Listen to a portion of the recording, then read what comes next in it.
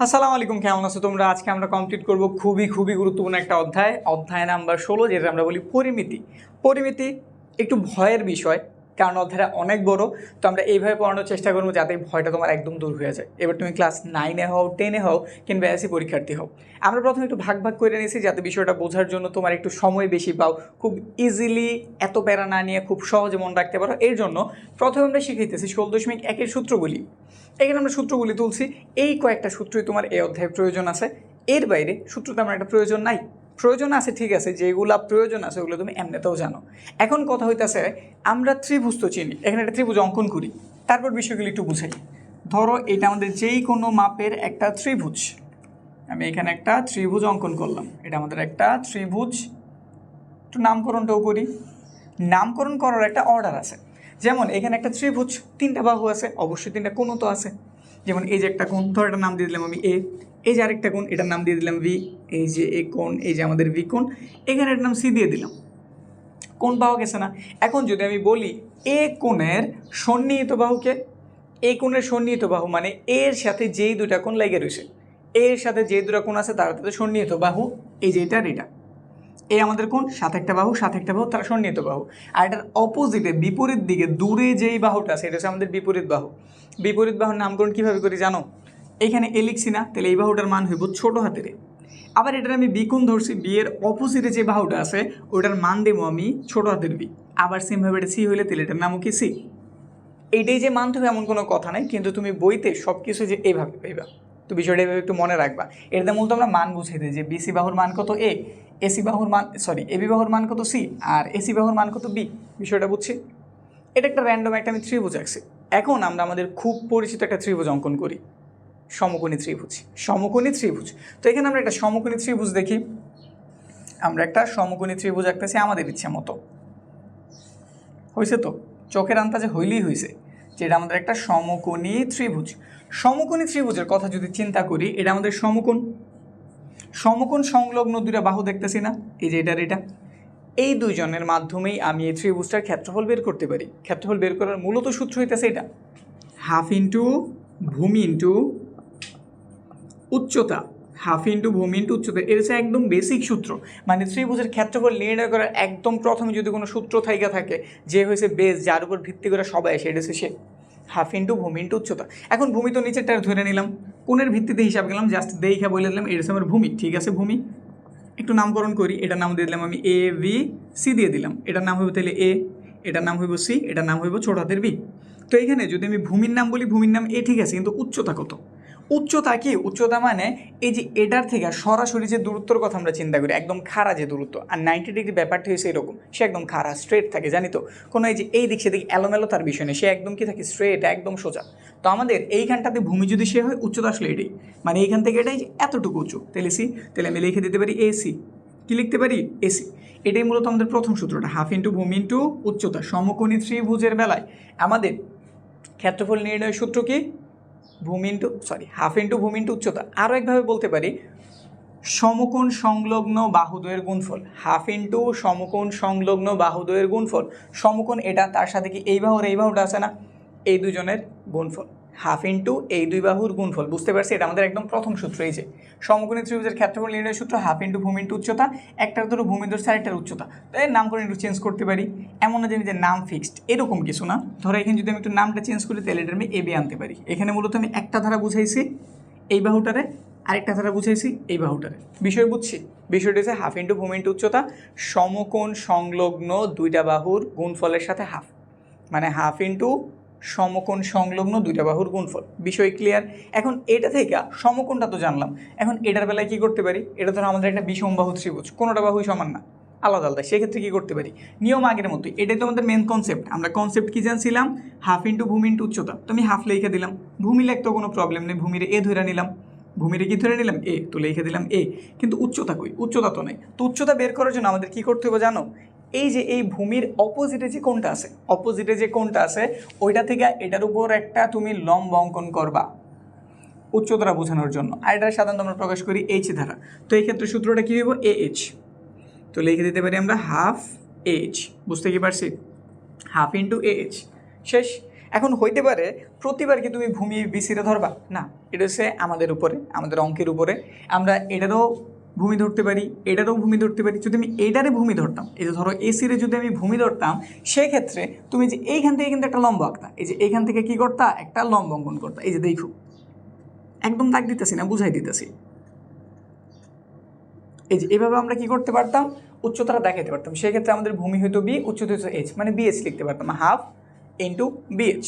সেমভাবে আমরা সি থেকেও একই কাজ করতে পারি। তো প্রক্রিয়াটা তো বুঝছি নাকি? তো মেন কনসেপ্ট এটা শেষ হইলো। এইবার যদি ধরো এইটারই জাস্ট দুইটা বাহু দেওয়া আছে, কয়টা বাহু দেওয়া আছে? দুইটা বাহু দেওয়া আছে, আর তাদের মধ্যবর্তী কোণ দেওয়া আছে, তাহলে আমি কী করতে পারি, সূত্রে আমরা এটাই মানবো। কিন্তু এটার সাথে একটু এক্সট্রা কথা অ্যাড হইব, হাফ ইন্টু এবি সাইন, এই যে দুই বাহু বলতেছি না, এবি আর এ আর বি এর কথা বলতেছি না, এই যে এ আর বি, এই দুটো বাহুর কথা যেহেতু বলতেছি, তাদের মাঝখানে কি সি কোণটা আছে না? কোন কোণটা আছে? সি কোণ আছে। তো তাহলে তুমি কী লিখে দিবা, সাইন সি। সন্নিহিত বাহুগুলার গুণফল, হাফ ইন্টু সন্নিহিত বাহুগুলার গুণফল আর তাদের মধ্যবর্তী কোণের সাইনের মান, তাদের মধ্যবর্তী কোণের সাইনের মান। বিষয়টা কি বুঝছি কি বলছি? যদি আমি এখন এই দুটো বাহুর মান ধরো জানি, আমি এ আর সি এর মান জানি, তো সেই ক্ষেত্রে আমাদের মানটা কী বের হবে, হাফ ইন্টু এসি, লেখা ফেলি এসি। এ আর সি এর মধ্যবর্তী কোণ কি ভি, না? তাহলে তুমি সাইনের ভি লিখে দিবে, এই যে সাইন ভি। বুঝতে পারছি?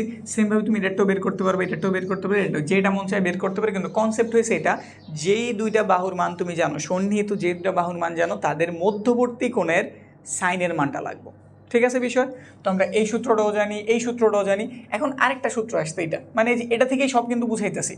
এইখানে যদি আমি তিনোটা বাহুর মানই জানি, এর মান জানি, ভি এর মান জানি, সি এর মানও জানি, তো সেই ক্ষেত্রে আমার প্রথম কাজ হইতেছে আমি এদের পরিসীমা বের করব। কী বের করব? পরিসীমা। পরিসীমা মানে কি? এদের যোগফল, এদের যোগফল। আর যোগফলটার যদি আমি দুই ধারা ভাগ করি, তাহলে কি পাওয়া যায়? পরিসীমার অর্ধেকটা, যেটা আমরা কি বলি, অর্ধ পরিসীমা। কি বলি? অর্ধ পরিসীমা। আর এই অর্ধ পরিসীমারে এস ধারা প্রকাশ করে। এই যে এখানে যে এসটা দেখতেছো না, এটা হচ্ছে পরিসীমাগুলোর অর্ধেক। পরিসীমার এই অর্ধেকটা বা অর্ধ পরিসীমা যেটা বলি, এটা থেকে তুমি একটা বাহুরে বিয়োগ করলা, গুণ করলা, আরেকটা বাহুরে বিয়োগ করলা, গুণ করলা, আরেকটা বাহুরে বিয়োগ করলা, গুণ করলা, এবং ফাইনালি তাদের সাথে অর্ধ যে পরিসীমা এটারও গুণ করে দিলা। তো ফাইনাল কথা কি? রুটের ভেতরে অর্ধ পরিসীমা, অর্ধ পরিসীমা থেকে একটা বাহুর বিয়োগফল, আরেকটা বাহুর বিয়োগফল, আরেকটা বাহুর বিয়োগফল, মানে বলতে পারি তিনোটা বাহুর বিয়োগফল। তিনোটা বাহুর কি? বিয়োগফল। যদি রুট করে একত্রে গুণ করতে পারি, ওইটা দিয়ে আমরা এই ত্রিভুজটার ক্ষেত্রফল নির্ণয় করতে পারি।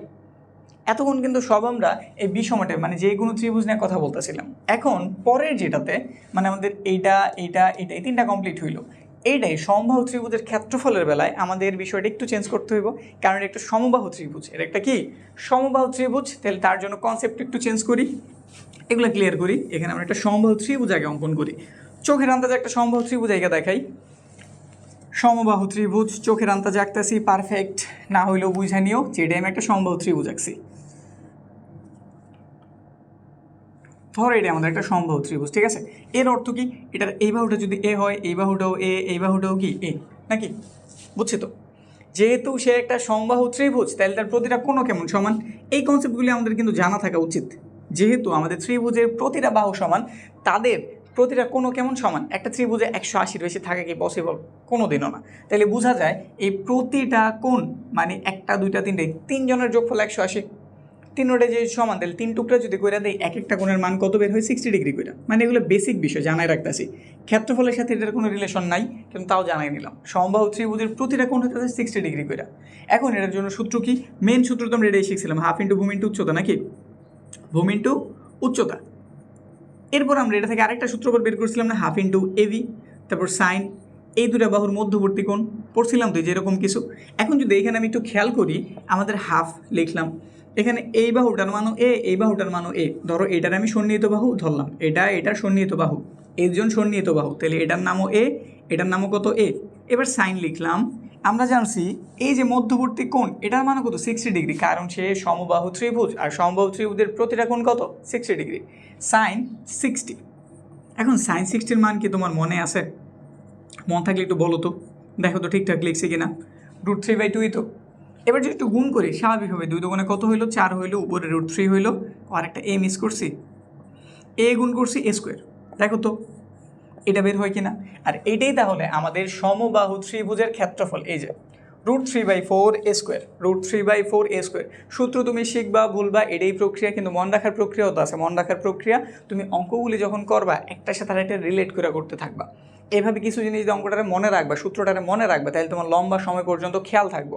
নয়তো সব সূত্র এমন অনেক শীট পাওয়া যায়, তোমার কাছে হয়তো আছে সব সূত্র একসাথে লেখা, হ্যাঁ কিনছো কোনো একদিন আছে বইয়ের কোনো এক কোনায়, তুমি নিজেও জানো না কই আছে, আর সূত্রগুলি কি তা তো আরও আগে জানো না। তো এরকম যাতে না হয়, বিষয়টা হচ্ছে এরকম সূত্রগুলি আমরা অঙ্কর সাহায্যে রিপিট করতে থাকবো, তাইলে হইব কি লম্বা টাইম পর্যন্ত এটা আমাদের মাথায় থাকবো। এইভাবে সূত্রগুলি মনে রাখার চেষ্টা করবা।